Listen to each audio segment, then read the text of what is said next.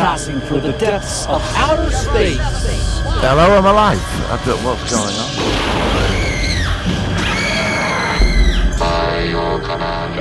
God damn you all to hell! It's the Sci-Fi Podcast. Yeah. Right. Personality, I summon thee, personality. And then on this week's show, we're going to be talking about, I think, the Hulk, the TV series. I've balls and all that. But on tonight's show, we have Copeland from Portsmouth. Hello. Tom from New York. And me from London. Tom is from New Jersey. New Jersey. Oh, for God's Always sake. say that. Even I know that now. I feel honored to join you guys. You can identify by my general time zone. That's fine. That's fine. You're right, somewhere. Well, I'll start again. Over there. I'll start again. Hello and welcome to tonight's podcast. And live from New York is Tom. New Jersey. And live from New Jersey. So New Jersey, right? I'm keeping this all in. This is all being kept in. This is too funny. And live from Manchester is Copeland and. All right there, ferry across the Mersey. Oh no, that's Liverpool. Where are you then, Martin? What part of the world are you in? I'm in London, the capital. Oh, I thought you were going to say something like Edinburgh or something, just to sort of throw us all off. Bradford. Bradford. Oh yes, I've been to Bradford. I wasn't very impressed with Bradford. Yeah, I wasn't. Yeah, it's a bit smelly up there where I went to. So but there we go. How are you doing, guys? I'm great. Good. Sorry we missed last week. I noticed just a few things going on, and of course it doesn't always work out. So sorry for that last week. Yeah, same for me. A lot of family stuff going on. And I've sort of come to terms with it now. And also, I think things are starting to get a bit busier for, at least in the UK. There's a bit more freedom now to do stuff, which is good. But we'll still be trying to podcast when we can once a week normally. But of course, we've all got our own commitments, so it doesn't always work out. So I know it's great. We can go in the park and talk to people. Yeah, exactly. That's very exciting, isn't it? Our idiot Prime Minister turned around and said we're calling it Freedom Day. Freedom. The Day of Freedom, Liberation. Well, I can sit on a park bench and go, hello. Do you have to go, hello? It's like freedom. It's like Braveheart when he goes, freedom! And then he dies at the end, doesn't he? So there we go. Spoilers. Right, Tom, what's happening with you? Oh man, it's actually getting beautiful here in the U.S. Very good temperatures. Able to do things outside. Get on my bicycle and playing tennis. I'm just kind of, I feel like the entire country is just looking out the window like kids that just want to run around outside like maniacs. Yeah, and our clocks have just gone forward in the UK, so we're now back in sync to the usual time, and it's light until later in the evening. We love it. So I really love this time of year. And I'm going to try and do whatever we can, given the nature of what's going on. Shall we go into the news, guys? All right, let's enthusiastic. Come on. God, I'm enthusiastic. Shall we go to the news? Do you know what? I'm trying, because we've got this limited recording time. That's why I'm trying to slightly expedite our discussion so that we can get it all fitted in time. Working. So the Sci-Fi News.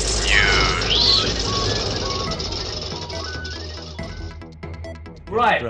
So let me start with the news. I know that you two have got your own news items, which you talked to me about before. Yes. I want to talk about as you've probably both heard about the Star Trek Voyager documentary. Now they wanted to get $150,000 for this doc. That's what they needed, but of course they've got these stretch goals. I'm looking at it now. I'm just doing a refresh. It's gone a little bit higher than their actual goal, shall we say. Here we are.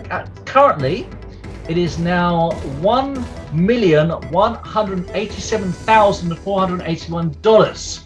It's made and it's now apparently it's beaten the record for the most funded documentary campaign ever. The previous was $1,126,000. So it has smashed all the barriers. It is fantastic. It's a huge success, and it shows that there's still a lot of appetite out there from people for Star Trek Voyager, and in my opinion, rightfully so, because I love it. Yes. So I look forward to that. If it's anything like the Deep Space Nine one, a couple of years ago. Actually, it might have only been last year. It'll be fantastic. It's done by the same people. If it's like What You Leave Behind, which I've seen a couple of times now, it's brilliant. So excellent. So what would you guys say if the next season of Picard kind of dovetailed with Voyager? Like, what would you think of that kind of plot concept? I think it'd be good. Yeah, But I mean, it's how they do it, isn't it? I mean, yeah, exactly. It's how they do it. I mean, of course, we've already had 7 of 9 appearing, but we still really want to hear what happened to the Marquis element of Voyager when they got back to Earth. Of course, We did. They got devastated by the Dominion.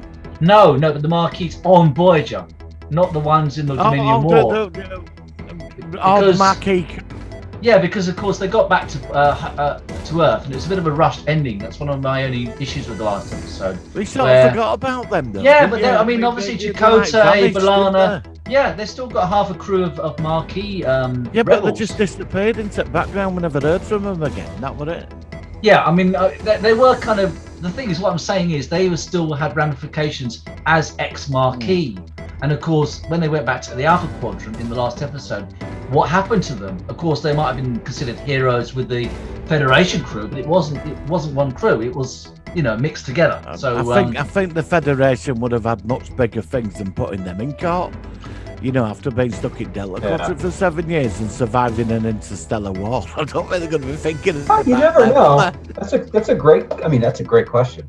You never know. True, it is a good question. Yeah, I think an interesting question. Like, I guess there's the concept of what would that be like for all of them? Coming back after being away for 7 years. But as you said, Tom, Picard has the opportunity to follow up that storyline, which I would love to see. I doubt that they'll do it personally, but you never know. Like I said, I was a bit underwhelmed with Picard season 1. I keep wanting to watch it again, because sometimes you watch it a second time, it might be better or even worse.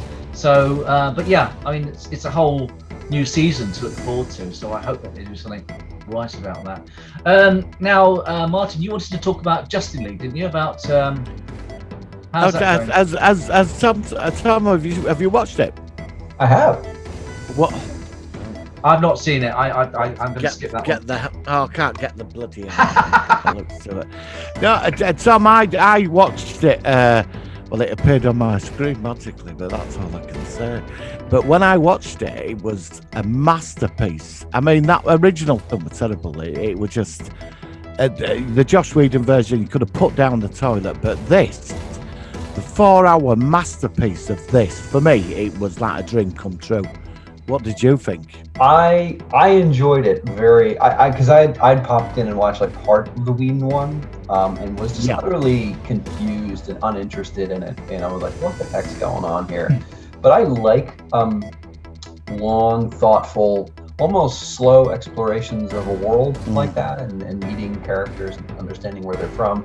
They did a really good job. I think Zack Snyder, his format is like long form 4-hour movies or things that would almost be mini-series concepts.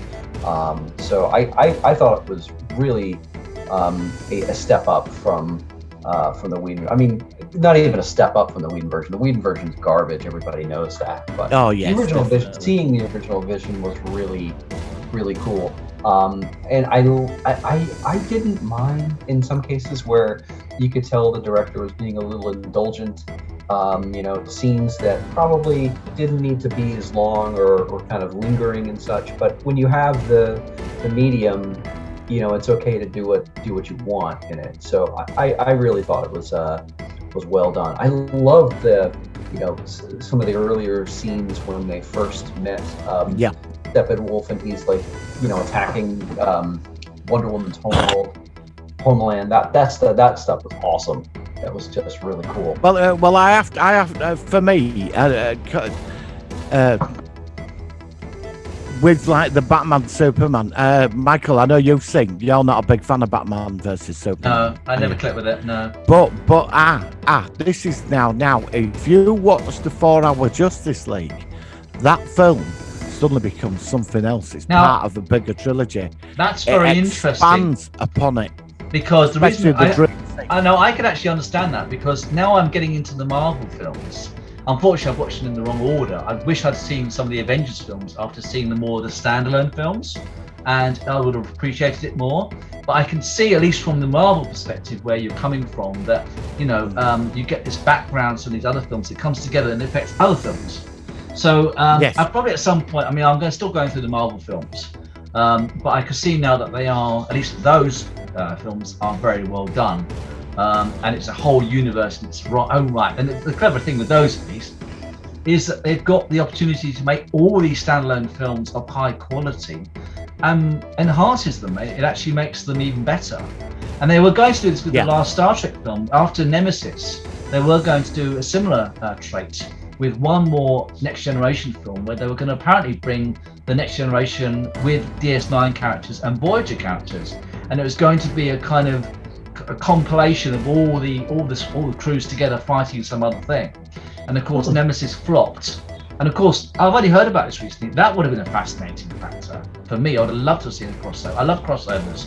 Stargate was great for crossovers as well. And I know that Tom hasn't seen Stargate yet, but that was another example of when you've got something which is big enough that you can have crossovers, and it just enhances the whole entity or the franchise. The thing is with Next Gen and DS9, I think there were only about 2 crossovers, weren't there? They were very. There were small. a few crossovers. Bashir appeared in Next Generation in Descent. Yeah, right. Not Descent. Timescape. What I think is pretty cool about Marvel is that they don't treat their crossovers like almost like events. They just have people showing up in things like a little bit here and there. Yeah. And I think Star Trek has been very much like Kingdoms. Like it's a super special thing when someone shows up in one. It's a big thing. But now they have the Star Trek essentially has a cinematic universe. So why not be a little looser with it? Have Julian Bashir show up for something and do something here and there.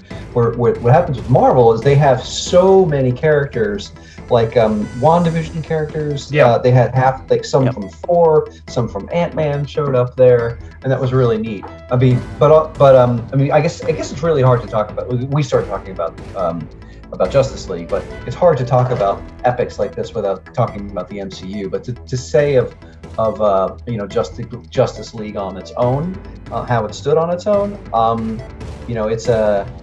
it was wonderful and it was a vision, but it certainly was dark. I have to say that it is not. It's like sitting down to watch The Irishman. There's a difference between sitting down and watching Thor Ragnarok, which is a lovely film that you can enjoy and just have a laugh and just really soak it in, versus sitting down and watching, The Godfather or The Irishman or it's a whole different level. It is a commitment to a level of brooding that somebody may not casually want to do, because you're not going to leave Justice League, excited about continuing the rest of your evening. You're just going to want a long nap and a shot of whiskey. And that's I think the where the DC universe is a darker. So the DC. So you're saying the DC universe is darker than the Marvel universe? Yep. Okay, I didn't know that. Yeah, by all means it is. And less dynamic, it doesn't have. It's not fun. Like you watch a Marvel movie and it's colors everywhere and people. Stakes are high, but the characters. Well, I don't know about the DC universe. I always thought the Marvel universe was going to be a bit more sort of childish, but it's not. It's very well written in the sci-fi fantasy sort of base background, and I think that at least like I said, I'm not so familiar with the DC characters yet. But from my perspective of Marvel, Martin has been trying to get me into Marvel since we started the podcast, and I now am into it quite a lot. I mean, one thing I like about Marvel is that often at the end of each film, you'll expect something at the end. They have this extra scene or even a couple of scenes. I've seen that in almost every film I've seen so far, that the credits are rolling, and then you'll see like a Captain America appeared at the end of one of the films I saw recently. And I thought, what? They're doing that. I love that. I just like that. You can sit there and the music, and it's, they're really good productions. There's a lot of money thrown into them. And even when the credits are rolling, you can just think, something else going to appear at the end. And most of them, at least in Marvel, they do. I don't know about DC, but I just like that. Has anybody watched The Falcon and Winter Soldier? I'm going to wait. I'm going to wait until I've gone through the other. I'm going to, but I've got too much to watch. I've still got about 8 films to watch. Well, I won't give you any spoilers. It's fantastic. Okay, how about you, Tom? Without spoilers, do you like it? I've Is it seen good? it. It is good. It is very slick, and it does Okay. some of the stuff that I was talking about, with like Yeah. having like random people from other things show up here and there. It's neat. I like it a lot. Well, maybe at this point, I think it was Tom. You were going to say about this. We're going to switch to the the Star Wars universe with some Ooh. information that you wanted to talk to Yes, us about. yeah. That. Yeah, we're looking Yes. forward to that. Yeah, Obi-Wan cast that's been released. Yes, and you. I saw this the other day, and you sort of said you wanted. I mean, tell me about what you think. I mean, it's fascinating. Some of the people involved. Very exciting. Who's involved? Yeah, so we got Ewan McGregor, Hayden Christensen. So obviously he's going to be coming back as Darth Vader. So Darth Vader will have a role in this. Kumail Nanjiani. Do you guys know him? He's a comedian. No. He's a really funny guy. Just has Is he American? Is he American or English? He's Indian American. Okay. Yep. But I think he's an American. I think he's an American guy. And he I think what they've done with a lot of these is they've infused comedians into a lot of these. Well, was it Bill Burr was the comedian who was in Mandalorian? And he's hilarious. Bill Burr was in it. David Adewale was in the Mandalorian as well. Yeah. And they worked really well, and their respective characters were great, especially. Oh, the woman who ran the junkyard is also a comedian. Yes, yeah, I remember that. Yeah, she was good as well. She appeared a couple of times. She's fantastic. One of my favorites. I can't remember who she is, but I love her. I mean, two of the characters or the actors involved with this casting, of course, I recognise them both as Owen and Aunt Beru from the Revenge of the Sith. The two actors are coming back, obviously a bit older.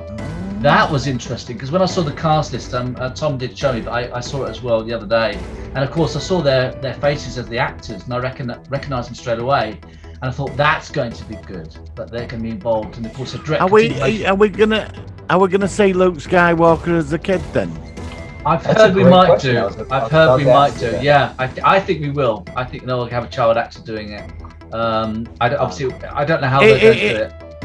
It's going to be interesting because, like, Vader's obsessed with him, isn't he? For years, he's wanted to find Kenobi. No, how they're going to cross that over? I wonder now because how does he not know where Luke is? And maybe there is a revelation that he actually does know where Luke is, and Obi-Wan is keeping him away from it or something like that. But I don't know. I mean, I've heard the actor who plays Darth Maul might be involved with it as well at some point. Oof, that's another great question. The Darth Maul arc in I mean, I love that character. Rebels was unbelievably good. I think he's running that criminal organisation, Black Sun, though, isn't he now? What's at the end of Solo? Solo, yeah. Solo. Solo, he is in Rebels. He is floating around. I don't know if he's running that still, but in Rebels, his demise happens at the hands of Obi-Wan on Tatooine. Right. And it's a crazy scene. It's just like finally they come to blows, and it's actually very sad the way that he dies. But yeah, it is because when I saw that scene when Kenobi holds him in his arms, and it's like I feel that's when you actually start feeling sorry for Mork. He's just been used and played since day one.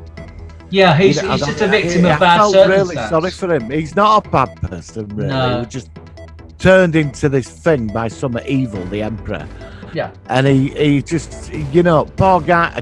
I know he killed loads of people and that, but you get the background of his character, and he was just a kid who was taken, and all these despicable things happened to him when that Emperor trained him. I think that's an interesting way to look at it, but also sort of I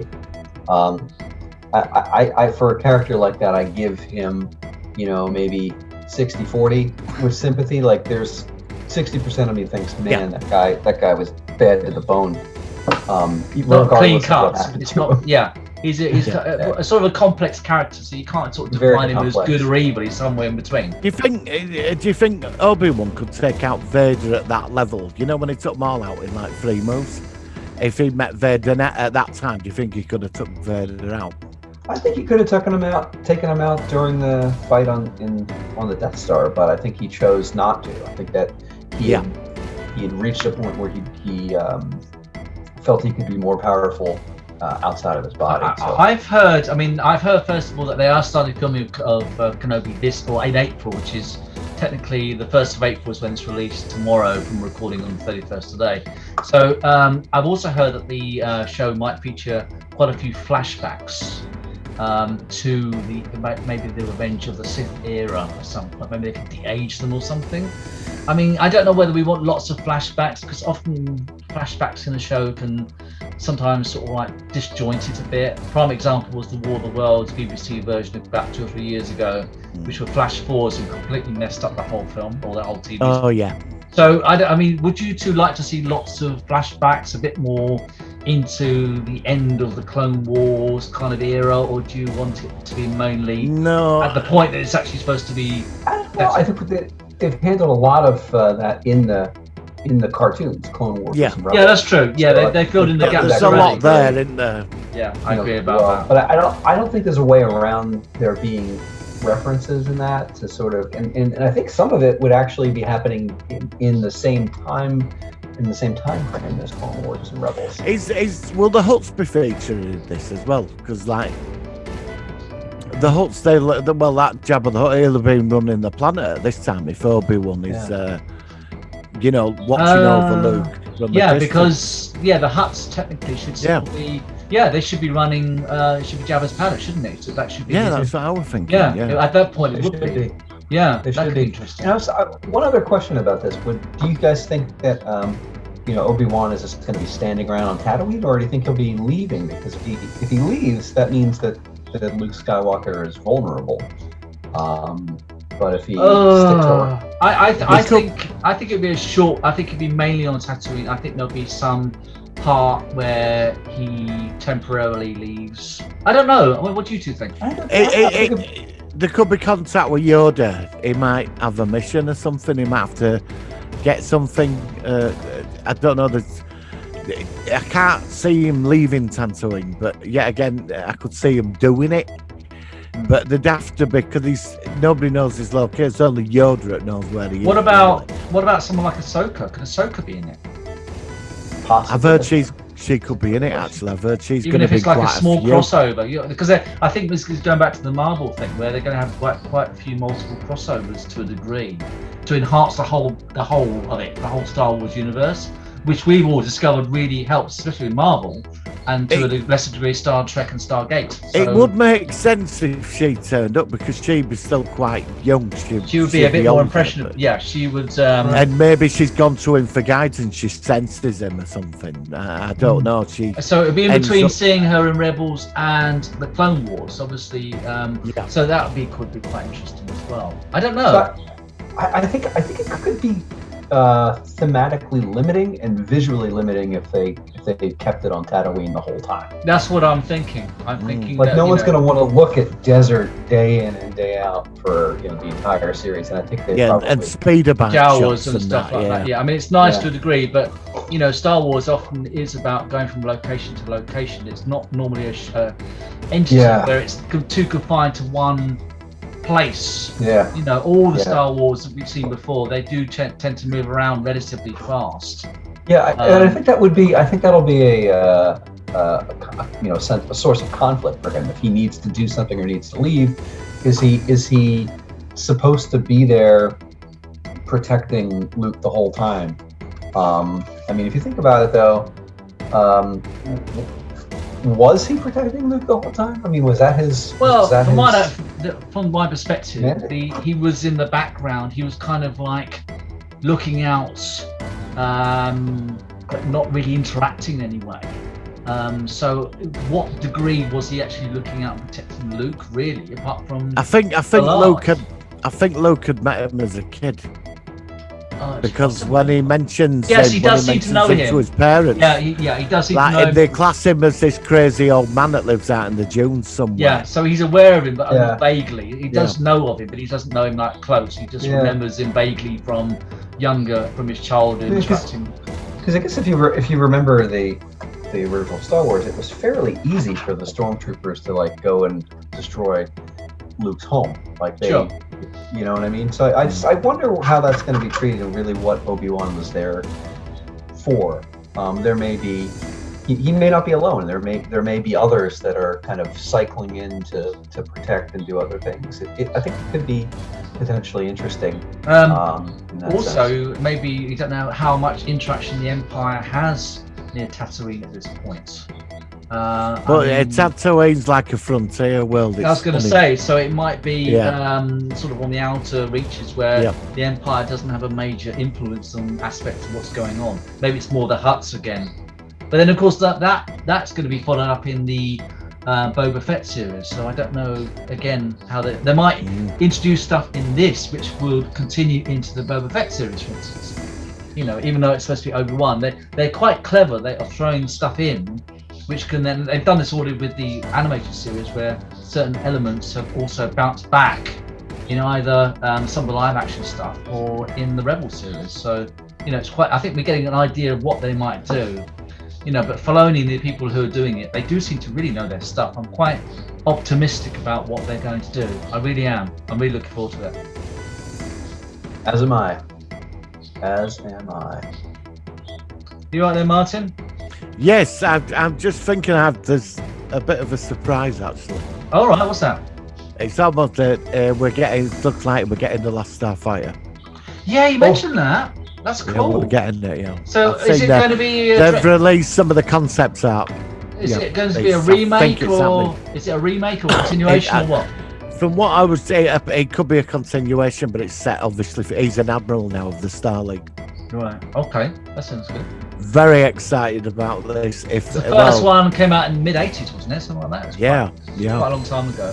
So yeah, bring it on. I mean, like I said, I'm always a bit nervous about when things come back, and sometimes they come up back very well. Other times they crash and burn. So, but yeah, bring it out. I don't believe it. And Disney's Go on. Disney's. I think they're pulling Black Widow from the cinemas. It might be streaming now. Is it? Again, Black I Widow. don't know what's going on. I don't know what's going on. It's what I was reading yesterday, that Disney have pulled the Black Widow movie. It might not be going to the cinemas now. It might be streaming. Oh wow. So there you go. That's my news. It's done. Brilliant. But Well, what a am, year of science fiction we've got, and I'm so excited. yeah, I mean, I it's hear a very it's- exciting times. Godzilla is going to be playing on HBO Max right now. So I think I'm going to be watching that in the very near future, either tonight or tomorrow. Is that out already? It's on HBO. Oh, we don't get that over here. Yeah. You know. Yeah, well, I'll might try and give that a watch. I don't mind Godzilla. I'm not, you know, I'll look at what people think about it first of all. I mean, I've seen the 90s Godzilla, and then I was the more recent one, and I thought they were both okay. I mean, I still remember Godzilla the cartoon with Godzuki. That's showing my age. Oh, God. Yeah, I Christ don't know. I almighty, used you to know. watch that. I used to watch that on BBC One. I think it was Yep, yeah, about that was 5 the o'clock one, in the yeah. afternoon or something, which was quite Yeah. cool. But I don't think I assume that Godzuki's not going to appear in this version of the Godzilla films. I'm pretty psyched for it. I mean, it's clearly going to be a fun thing, and I'm going to give it a shot. Nice. I liked Skull Island, the one where it was sort of set in the Vietnam days. I thought that was really cool. Yeah, Yeah. Oh, yep. It's available. cool. I can watch it right now through. Yeah. That's Okay. not Guys, fair. I'm gonna just I mean, fade off and, if it magically appears on the screen. You never know. You never know. I mean, it's the magic is out there, I think. Right, guys. Anything else for news? No, that's it. That's me done. It's no more news. Okay, brilliant. Well, let's go into our interesting focus of the week. Are you ready? Here we go. It's the Solar Sci-Fi. focus of the week.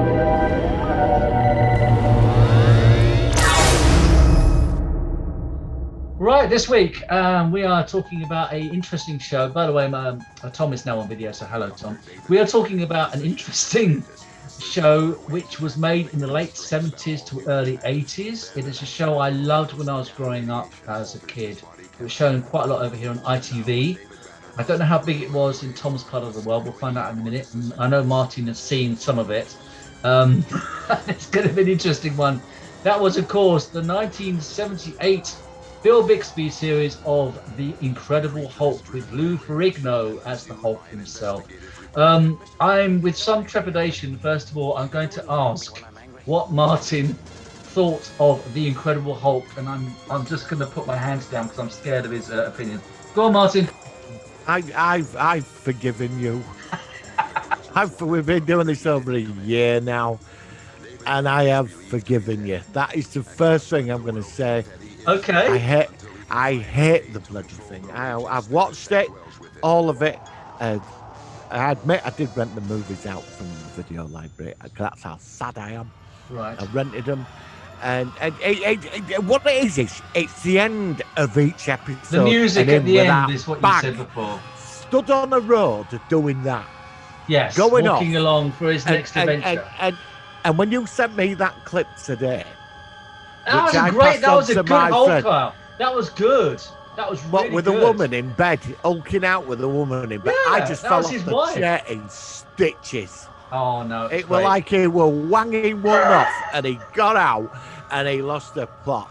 It was just, I mean, what I did was this clip I saw a few months when he's fighting that grizzly bear, and he throws it up in the air. Right. Okay. But there is a two-parter that does redeem it, where the NORAD captures him. Yeah, that's the episode where he's stuck in between. He's exposed to radiation, and he gets caught in this great big cylinder thing. When he was in that clip today you sent me, why didn't his boxer shorts rip? His pajamas. Well, they stretch, don't they? Well, so I can buy a pair of jeans and they can just expand and they just it depends. I'm sorry. It depends what's going to be expanding at night, Martin. I mean, I don't know what you're saying. And the scene where when you sent me that clip ages ago, where he puts it on the washing line, and that has never left my mind. You'll see on the graphic. Never left my mind. I'm sorry, I hate that TV. Out of trivia, this is the dollar bill that I use to actually hang up. On the graphic, there's a washing line with a dollar bill hanging on it, and of course, I know that Martin has always found this funny. But let's go back to Tom, and then I'll give my opinion. Tom, did you encounter it? When I was a kid, it was on. I never really understood the Incredible Hulk when I was a kid. I didn't get the idea of him being a monster, which was sort of also a good guy. Maybe it was my little kid mind, but I wasn't capable of that level of disconnecting of the characters. It was a little too ambiguous for me. I just didn't get them. And to me, it reminded me of other series that I felt that I didn't like a lot. Like, as Martin said, he's like kind of always walking down the road, like touched by an angel. It seemed like the same kind of like, journeyman loner guy, traveling from place to place. And to me, I just didn't understand it. Okay. Yeah, I was more into things like Battlestar Galactica and stuff like that. Yeah, I think, I don't know why, I always liked the idea that this character was afflicted with the situation. Yes, it was daft that every week he would end up in a different place. Obviously, he was moving around to avoid Mr. McGee, who was going to capture him and that or get him arrested.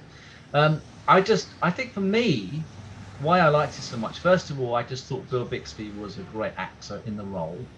Yeah, he was. I also think it is a show that has dated very badly. You watch it in 2021 than watching it in 1979 or something. I think that, especially when going back to the Marvel with the Marvel Hulk, and there was another Hulk in 2003 as well. I just responded well to the actor and the character. Even though the concept was daft. It always reminded me a bit of some of these other shows, like Quantum Leap was another series with a character who was in a bad situation, trying to sort things out for other people, although he's got his own problem. I don't know why. I've always paralleled those two series. But then, of course, you could think of it as almost like a bit like The Littlest Hobo, which was a dog with a tragic situation every week. You know, there is a look at Martin's face; he's losing it. I don't know why, but when I started talking today, I suddenly thought of The Littlest Hobo with there's a voice that keeps on calling me, and it's the same sort of thing. So maybe I'm more critical now we're actually reviewing it than. I don't hate it. I mean, I respect everybody that likes what they like. Yeah, For me, we used to get it on Yorkshire TV every Friday night about 8 o'clock. It was like big viewing when it went out. Yes, it was big. That's what I'm saying. It was big. It was massive. My whole family watched it every week. But after 22 episodes of him, walking down the road with his bag of clothes. Because I used to say to my dad, well, where does he get his money from? And how does he change his jeans? And my dad would go, shut up. Just accept it. I couldn't accept it. And then they were like, all that. And so even though you were young, bloody clip today, you sent me that bloody clip today. That was the best Hulk out. That was the best Hulk out. Well, yes, I know. She were like, oh. Yeah, I remember the Hulk, when he turned into the Hulk, everything would slow down and he'd be like, dun, dun, dun, dun. Yeah, he'd be like on top eyes, of a building. And maybe it was a lot of the filmmaking in the television production at the time was so one-dimensional in that sense and flat in the way they did things that it's hard. It was hard back then to watch, and now there is something worse than that. Have you seen the 1970s Spider-Man TV? Yeah, you mentioned that. I've not seen that. They were gonna team them both up. They were gonna team them up. They did team up Thor in one of the TV movies. Thor, Captain America, and Spider-Man, and the Hulk of the 70s had, and Doctor Strange as well. Doctor Strange. They all had short-lived TV series which were very bad. Yeah, I've not heard about them. Very bad. I've got them 3 Hulk movies on DVD. I saw the final one. It was really. I mean, that's another reason why. Yeah, no. I mean, he fell out of a bloody plane and landed. But actually, at the end of this episode, I'm going to feature that clip because in the music when he's dying or falling out of the plane, Bill Bixby's singing with some woman at the end and I thought that might be in the end you hear really? It's Bill Bixby singing the song at the end. But that poor man has been tormented all his life, running around and he falls out of a plane which explodes. In America. Yeah. Right, just going from. I mean, there's more of these little towns in America. I thought Britain were full of them, but in America there's loads of them. And he turns up, gets involved with a local corrupt sheriff or something corrupts in the town, and he does that. That's pretty much it's kind of the way it goes. And he runs off, and then at the end of the episode, there's some woman going, "Well, you could stay with me, David." And he's like, no. I've got to go. We know what happens when he gets excited, don't exactly, we? Yeah, especially as even nightmares. You're right.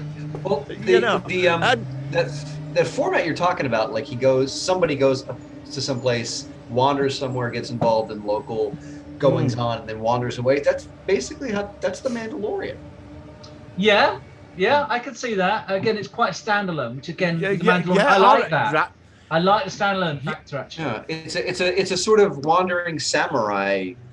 Yeah, I hadn't thought about that parallel, but you're right. That's a good point. It's very much like that. I mean, you are totally right, but to compare it to Mandalorian, I mean, I'm comparing the nature of the series. Yeah, the nature of the series. I'm not saying it's Kane Kung Fu. David Carradine. Yeah, it's the same sort of guy going from touched by an angel. It's sort of that same thing, and in some cases it works very well. And him as well, want the Michael Landon. Oh God, we used to get that on a Sunday.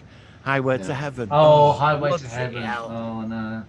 We watched all the same stuff. What they were all watching in America, we were all watching it. Yeah, but America, at least in America, they actually was spared some of the crap that we made.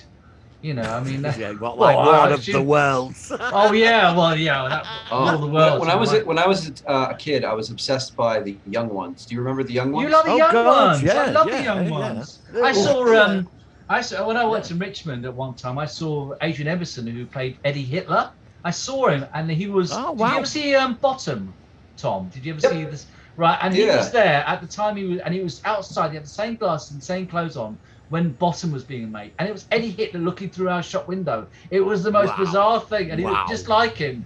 And it was like, well, it's Eddie Hitler outside, and it was brilliant. Yeah, I'll never forget that. We were obsessed with the young ones in my grammar school. Obsessed. Oh, really? Yeah, it's just such a cool Completely series. obsessed. Wow. Yeah. Like I mean, we're 12-year-old kids. Rick Mail was running around so good. pretending- I love He Rick had Mail. such a quality to him that Yeah. you couldn't help. Like some comedians have that quality where you just look at their faces. They don't have to be saying anything, but they just make you want to laugh. Yeah, exactly. Yeah. It's body language. You and feel it's just the everything. guy from Obi-Wan, Nanjami. He's like that. He's like that kind of guy you look at and be like, okay, I just want to. He's just a funny guy. I think Bill Burr is a similar. I like him a lot as well. I never even heard of Bill Yeah. Burr until, and I think he's. I've been watching some of his stand-up routines, and he's hilarious. Yeah, You know, he's pretty funny. Yeah. He's got a show called F is for Family. It's an animated show All right. about him growing up. It's very funny, very like it goes into those very disturbing areas of what growing up can be like if your dad maybe has a drinking problem or something. So it's a good show. I really enjoy it. Yeah, brilliant. Well, let's finish off the Incredible Hulk. Any episodes that either of you remembered and liked before we sort of round off this series in general? I remember always wanting, like, being frustrated by him not like going back to the lab, like where he started. They have like the first premiere where he becomes the Hulk, or they show that or something, and it really never goes back there. No. I remember one where I don't know, he was on like a hijack plane was going on, and he turned into a Hulk on a plane. 747. That episode was called 747. Yeah, I know the episode. Like Season 1. that could be a fever dream I had, or something. I don't remember, but I remember that one. That was the. I think my favorite two-parter was the episode called The First, where we meet another Hulk. I remember that. That was brilliant. With white hair. No, he's not. Well, no, he's like a Hulk. He's got dark hair, but he's a bit sort of more gangly. And in this episode, he does get the cure for the gamma radiation, and in the end, he has a fight with the other Hulk, and the cure gets destroyed, and he starts crying, and then he changes. And I just thought that was really shows just how tragic the character was. And then, of course, as I say, we just round off. We did obviously finish with the TV movies. One which featured Thor, which wasn't very good. There's a second one I can't remember, and the last one where, as we've already said, the Hulk does die. Apparently, he was going to come back with a fourth movie, but unfortunately, Bill Bixby was ill at that point, and they didn't make any more. So, I mean, I can't knock it. It had 4 movies, and it ran 5 years. I mean, it did the full. And it did go a long way. It did go a long way. It did. I'm not knocking it on that. And I think Bill Bixby's an amazing actor. I loved him in The Magician. But while that series finished, because I rented the movies out, because obviously I want to see Daredevil and Dead. It was terrible. But there was something about it where it was just cheesy and you liked it. Yeah. But the final episode, when he died, I thought, oh, come on, can't they at least give him a cure and let him go off with a woman at the end and be happy? I mean, because the bloody music kicked in again. And for the last time. Piano theme, and he's dead on the tarmac. And I were like, oh, were you crying? Give this guy a break. Give him a break. I'm sorry. Even when he bloody finished, he panned up. It was like a helicopter shot, and it was like you saw him on the actual runway with the cracks around where he hit the ground. Yeah. We need to send Martin to defibrillator. Big piano concerto to it, doom, doom, doom, doom. And I'm like, he could have cured it and got himself a nice lady and gone and lived happily in a town. No, but that makes it more tragic. He said, I am free, and he went dun dun dun dun, and he died. And that girl, that brunette's arms, and even though she was about 25, he was about 55 at the time. Hey, can we finish up by the last couple of decades? There have been several Hulk movies that came out. Yes, Mark Ruffalo Ed Norton, and was there another one? Yeah, there was. It was directed by that Chinese director. There was one in Banner. Banner was in it. The actor Eric Banner. Bana. Yep. Yeah. Yep. Going Eric way Bana. back now. Yeah, that was terrible. Eric Bana. Yeah, there have been 3 Hulks in recent times, in the last 15 years or so. There was Eric Bana. Well, I've seen the Marvel one, and I saw the one before that. I've not seen 3. I've seen 2. I've seen the Marvel one, and there's the one before that. But I didn't know I don't know if it's in there. I can't remember. Yeah, I think that came out like 2002. I think. Yeah, I think that's the one I've seen. But I mean, so 2002, and then the one was 2008. The trailer was he's looking in the mirror.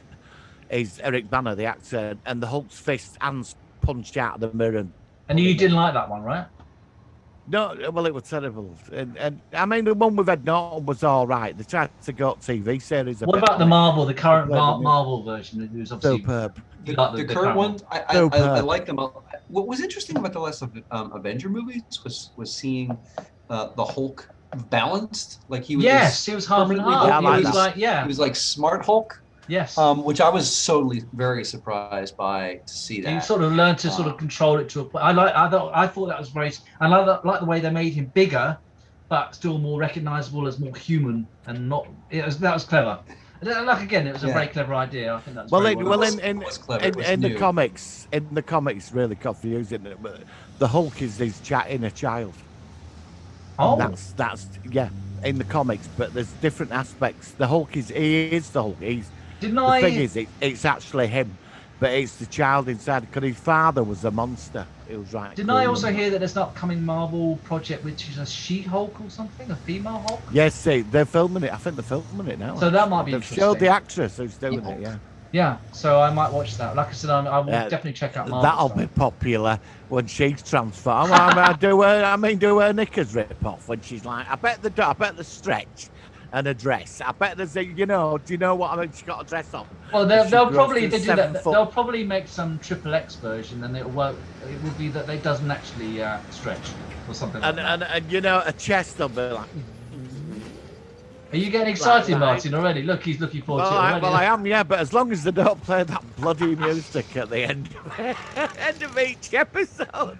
Well, listen, guys, I think that we've covered the whole quite well. Thank you for your perspectives. I certainly thought it was worth a review. And I think we're going to end with, like I said, the death scene, but it also involves the music, and Bill Bixby apparently is singing this end song as it's going to be the scene where he flies out of the aeroplane, it explodes and he crashes down, and I just thought it'd be good. So for next week, guys, anything that you fancy talking about? I think we should do another Doctor Who at some point as well. Yeah, I'd like to do. I don't know if you're up for this. For me, whenever I'd like to cover the 1960s Mission Impossible. What? Oh, I've not. I know Leonard Nimoy's in it, and so is Martin Landau. It's ruthless, is that series? We set could their review victims up.